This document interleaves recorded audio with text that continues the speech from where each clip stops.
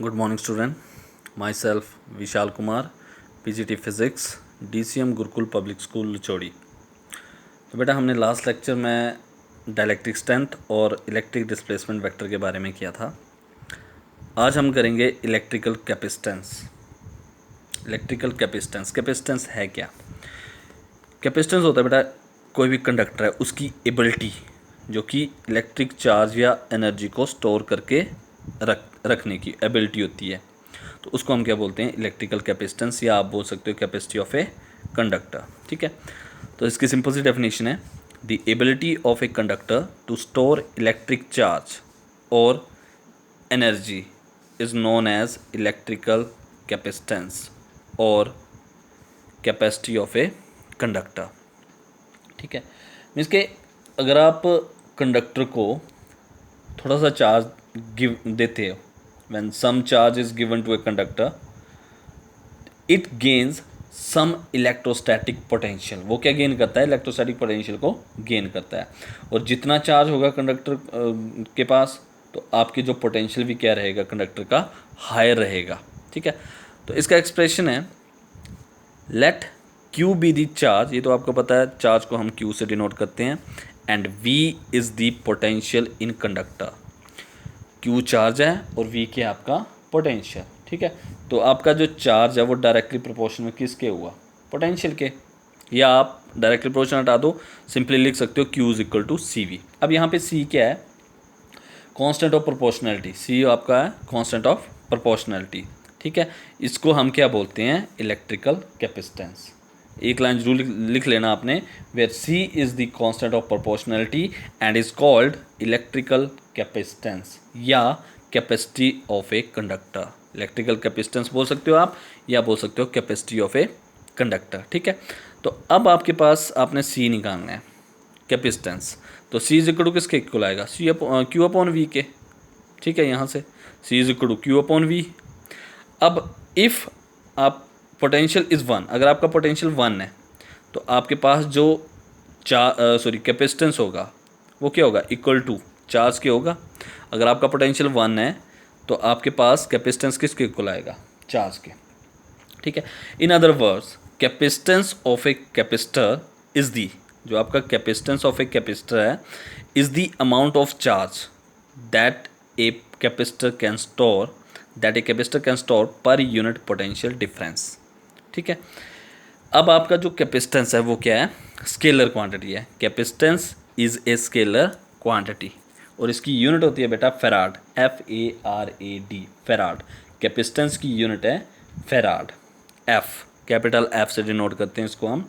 तो अब आपका 1 फेराड किसके इक्वल हुआ? देखो कैपेसिटेंस है आपका, ठीक है, C आ गया, इसकी यूनिट 1 फेराड। अब आपको पता है चार्ज की यूनिट क्या होती है? कूलम।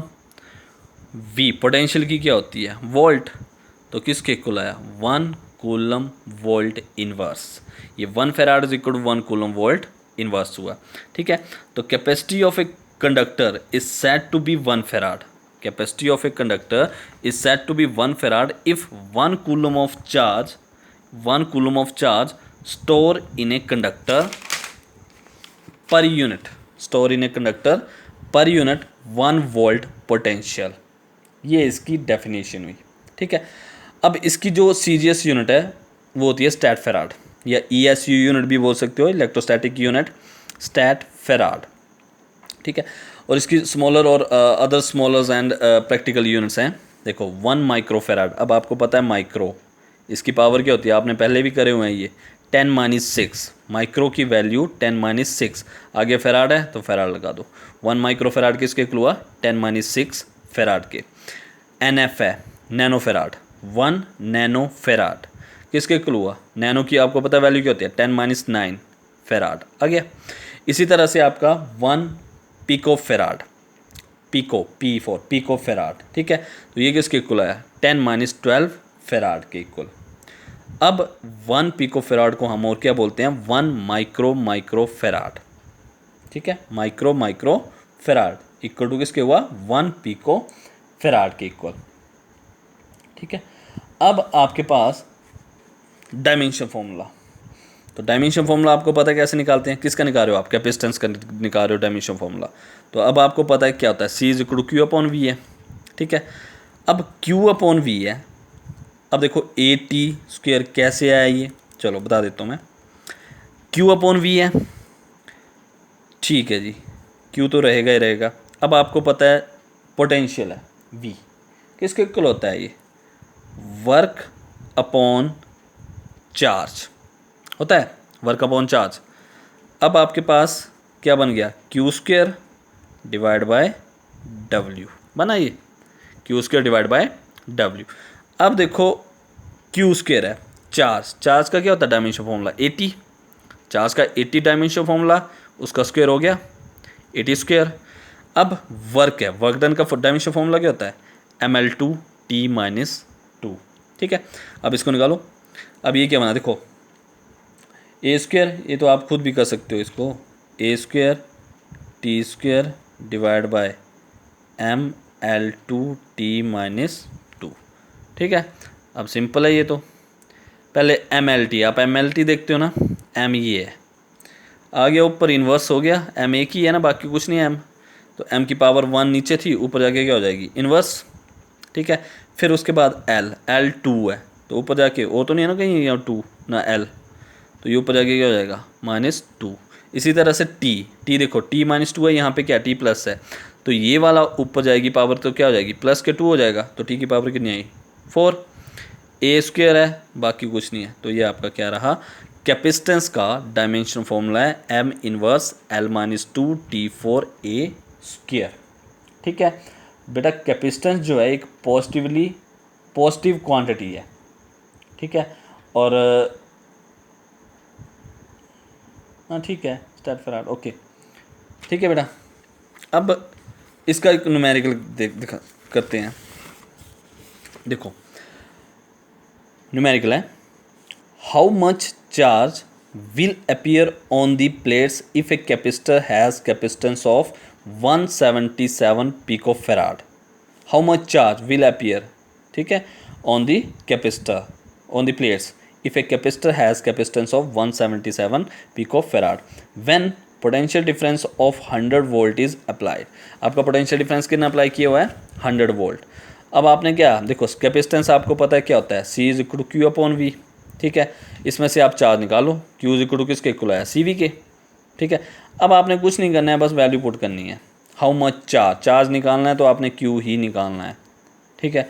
तो क्या आएगा आपके पास, C दे रखा है, कैपेसिटेंस कितनी 177 पिकोफेराड, 177 पिको की आपको पता है वैल्यू क्या होती है 10-12, ठीक है, इनटू अब देखो V पोटेंशियल कितना दे रखा है, पोटेंशियल डिफरेंस 100 आ गया आपके पास, करो इसको, देखो 10-12 है, यहाँ पे 10 की पावर 2 है, तो क्या हो जाएगा प्लस माइनस माइनस, यानी कि 10 की पावर -10 हुए, ठीक है। ये मैंने -9 लिखा कैसे, अब मैंने नैनो में करना, क्योंकि आपके पास जो स्मॉलर एंड प्रैक्टिकल यूनिट्स हैं वो कौन कौन सी हैं इसमें, एक माइक्रो है, नैनो है और पीको है। पीको है आपका, आपने इसको अब यहाँ पे 10 बना तो मैंने इसको नैनो में कर दिया बस, तो नैनो में किया तो यहाँ पे पॉइंट लग गया आपका 17.7 × 10-9 कूलम। तो अब आपको पता है नैनो की वैल्यू क्या होती है 10-9, तो आपके पास आंसर क्या है 17.7 नैनो कूलम, ये आपका क्या है आंसर है, ये आपका न्यूमेरिकल है, ठीक है। तो इसके बाद बेटा आपका है कैपेसिटर। कैपेसिटर क्या होता है, सेम वही है आपका कैपेसिटर, आपका इन सिंपल सी लैंग्वेज में बोलो कि कैपेसिटर जो होता है वो 2 कंडक्टिंग प्लेट्स को क्या करता है कंसिस्ट करता है, जिसको हम सेपरेट करते हैं नॉन कंडक्टिंग मीडियम से, ठीक है। तो ये इसका काम भी वही होता है, it can store large amount of electric charge in small space, ठीक है। आप ऐसे भी लिख सकते हो definition, a capacitor consist of 2 conducting plates, capacitor consist of 2 conducting plates separated by a non-conducting medium such that it can store large amount of electric charge in small space, ठीक है। या फिर आपकी एक ये डेफिनेशन है, a capacitor is an arrangement of two conductor separated by an insulating medium that is used to store electric charge and energy, ठीक है, तो इसका भी वही रहेगा, C is equal to Q upon V। ठीक है, तो इसका आप कैसे इसको रिप्रेजेंट कर सकते हो या कैसे आप इसके पिक्चोरियल सिंबल बता सकते हो। तो ये है आपका कैपेसिटर। आपका क्या है, 2 कंडक्टिंग प्लेट्स हैं, ये 2 कंडक्टिंग प्लेट्स आ गई, ये जो है आपकी ये 2 कंडक्टिंग प्लेट्स हैं। ठीक है, separated by non conducting medium, कुछ भी मीडियम हो सकता है सेपरेटेड बाय। ठीक है, तो ये इसके बीच में जो होगा वो क्या होगा, नॉन कंडक्टिंग मीडियम होगा। ठीक है, तो इसको हम बोलते हैं फिक्स्ड कैपेसिटेंस, फिक्स्ड कैपेसिटेंस। ठीक है, और ये आपका आ गया वेरिएबल, ये वाला जो एरो लग गया समझ लो ये वेरिएबल आपका कैपेसिटेंस है। ठीक है, ये फिक्स्ड है, ये वेरिएबल है। 1 मार्क्स में क्वेश्चन इस तरह के आ सकते हैं कि हाँ पिक्चोरियल सिंबल बताओ कैपेसिटर का। ठीक है, फिक्स्ड बताओ या वेरिएबल बताओ, तो ये हैं बेटा 2। ठीक, और इसके जो टाइप्स हैं, ठीक है, तो टाइप्स भी आपके जो कैपेसिटर होता है, ठीक है, उसको भी कैसे नेम दे सकते हैं हम, on the basis of shape of the conductor. जैसे कंडक्टर की शेप होगी उसके हिसाब से ही उनको नाम दिया जाता है कैपेसिटर को। जैसे आपके पास इसके 3 टाइप्स हैं वैसे, it is generally 3 types. First one is parallel plate, second spherical, third cylindrical. ठीक है, तो ये आपने अलग से लिख लेने, अगर टाइप इसमें मैंने लिखे हुए हैं तो आप इसके बाद एक हेडिंग दे देना टाइप्स। टाइप्स कौन कौन से हैं, सिर्फ आपने इतना लिखना है कि it is generally 3 types, it is generally 3 types. First one is parallel plate capacitor, second one spherical, third one cylindrical, that's it. ठीक है, और इसका पर्पस क्या होता है, पर्पस भी बता देता हूँ मैं। It is use to store electric charge. ठीक है, it is use to store electric charge, while storing charge it can store electric energy for a small period. जो ये इलेक्ट्रिकल एनर्जी को स्टोर करता है वो स्मॉल पीरियड के लिए स्टोर करके रखता है ये। ठीक है, और ये जो होता है it can safely absorb large amount of charge, ये मीन्स कि लार्ज अमाउंट ऑफ चार्ज को एब्जॉर्ब भी कर लेता है और ये लार्ज अमाउंट ऑफ चार्ज को रिलीज भी करता है। इसका काम, इसका पर्पज़ ये है। ठीक है, यूजेस इसके, तो यूजेस क्या है, इसका यूज़ हम इलेक्ट्रिकल अप्लाइंसेस जैसे आपके फैंस, मोटर, वोल्टेज करेक्टर, ये जो इलेक्ट्रिकल अप्लाइंसेस हैं इसमें इनका यूज़ होता है।